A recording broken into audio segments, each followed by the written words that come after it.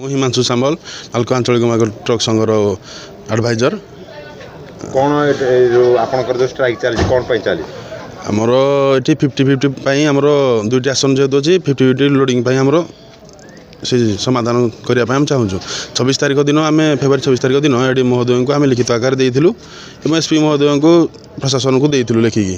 ତ ସେ କହିଥିଲେ 2-3 ଦିନ ଭିତରେ ସମାଧାନ ଆମେ କରିବୁ ବୋଲି। ସମାଧାନ ନ କରିବାରୁ ଆମେ ସିପିବି ଗେଟ୍ ସାମ୍ନାରେ ଧାରଣାରେ ବସିଲୁ। ଆଜି ସକାଳ ପ୍ରାୟ 5টাରୁ ଧାରଣାରେ ବସିଛୁ। ଏପର୍ଯ୍ୟନ୍ତ ନାଲକୋ ମ୍ୟାନେଜମେଣ୍ଟର ଦେଖା ନାହିଁ। ଖାଲି ନାଲକୋ ସିକ୍ୟୁରିଟି ସିଆଇଏସ୍ଏଫ୍ ମାନେ ଆସିଥିଲେ, ସେ କହିଲେ କିଛି ବି କହିଲେ ନାହିଁ କି ନାଲକୋ ମ୍ୟାନେଜମେଣ୍ଟ ଦେଖା ନାହିଁ। ତେଣୁ ଏହା ଉଗ୍ର ରୂପ ନେବ ବୋଲି ଆମକୁ ଯାହା ଲାଗୁଛି। ତେଣୁ ଏହାର ସମାଧାନ ନହେଲେ ଆମେ ଆଗକୁ ବହୁତ ଜୋରରେ ଷ୍ଟ୍ରାଇକ୍ ହେବ। 2ଟି ଯାକ ଗେଟ୍ ଆମେ ଷ୍ଟ୍ରାଇକ୍ କରିଛୁ। ଗୋଟେ ହେଲା କୋଇଲା ଲୋଡ଼ିଂ, ଆଉ ଗୋଟେ ଆମର ଆସ୍ ଯେଉଁ ଗୋଟେ ଯାଉଛି ଲୋଡ଼ିଂ ହେବା ପାଇଁ, ସେ 2ଟି ଯାକ ଗେଟ୍ ବନ୍ଦ ରଖିଛୁ। ତେଣୁ ଏହାର ସମାଧାନ ପାଇଁ ଆମେ ନାଲକୋ ଆପଣଙ୍କ ଏଇଥିରେ କେଉଁ ଗାଁ ବି ସପୋର୍ଟ କରୁଥିଲେ?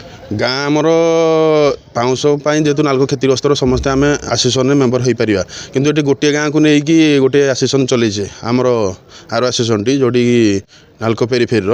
ତ ଆମ ଆସୋସିଏସନରେ ଆମେ ସବୁ ଗାଁକୁ ଆମେ ମେମ୍ବରସିପ୍ କରିପାରୁଛୁ। ଆମକୁ ସେଥିରେ ସାହାଯ୍ୟ ସହଯୋଗ ବି ନାଲକୋ କର୍ତ୍ତୃପକ୍ଷ କରୁନାହାନ୍ତି। ତ ସେଥିପାଇଁ କ'ଣ ଗୋଟିଏ ଗାଁ ଏଇ ନାଲକୋ ପ୍ଲାଣ୍ଟ ଯୋଗୁଁ ଧୂଳିଧୂଆଁ ଖାଉଛି ନା କ'ଣ? ସମସ୍ତେ ବି ଏଇଥିରେ କ୍ଷତିଗ୍ରସ୍ତ ହୋଇଛନ୍ତି। ତ ସେଥିପାଇଁ ଆମେ ନାଲକୋ କର୍ତ୍ତୃପକ୍ଷ ଜଣାଇଛୁ। ଆମର 50-50 ହେଇଗଲାଠୁ ଆମେ ଧାରଣାରୁ Sumat Kumar Samal regional truck owner ଆସୋସିଏସନର ଜଏଣ୍ଟ ସେକ୍ରେଟାରୀ।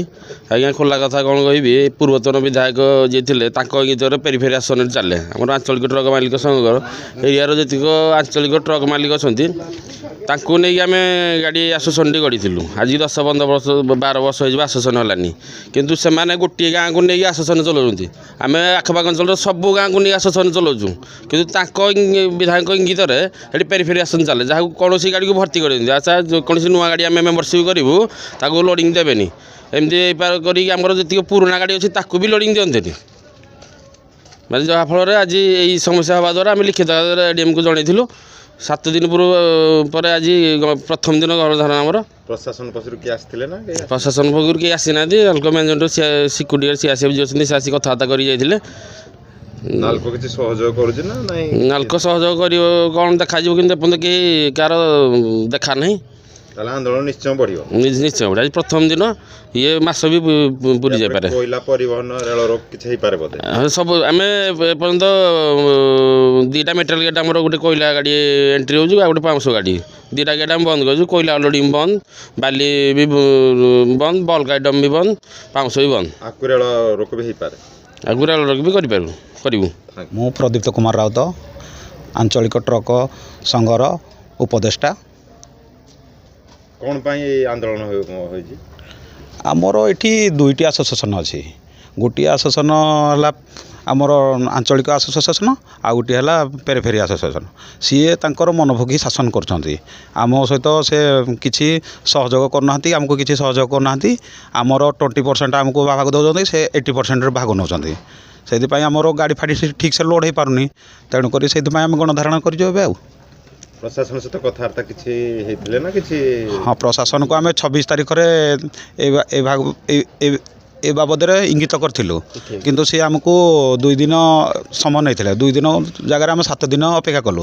7 ଦିନ ପରେ ଆମ ଆସୋସିଏସନରେ ମିଟିଂ କରି ଆମେ ଆଜି ଗଣଧାରଣା କରିଛୁ ସକାଳ 6টাରୁ। ଆକୁ ଆନ୍ଦୋଳନ ବଢ଼ିବ ନା କ'ଣ? ଆକୁ ଆନ୍ଦୋଳନ ଯଦି ଆମକୁ ସହଯୋଗ ନ କରନ୍ତି, ଆମର 50% ସେୟାର ନ ଦିଅନ୍ତି, ତାହେଲେ ଏଇଭଳି ଆମର ଯେଉଁ ଷ୍ଟ୍ରାଇକ୍ରେ ଆମେ ବସି ରହିବୁ। ଠିକ୍ ଅଛି। ड्रीम्स राइडर सहित जोड़ेबा पई आम चैनल को सब्सक्राइब, फॉलो, लाइक सह बेल आइकन को दबांतु। वीडियो को लाइक करबा सहित निज प्रियजन को सह शेयर करंतु। नुआ नुआ वीडियो संपर्क रे नोटिफिकेशन पाइबा पई बेल आइकन को दबाइबा को भूलंतु नहीं। ड्रीम्स राइडर ओडिशार 4.5 कोटी जनतांक समस्या को लोकलोचन को आनिबा सह निरपेक्ष, निछक, सत्य एवं तथ्य भित्तिक खबर प्रकाश करी आपनक सेवा करि आसुछि।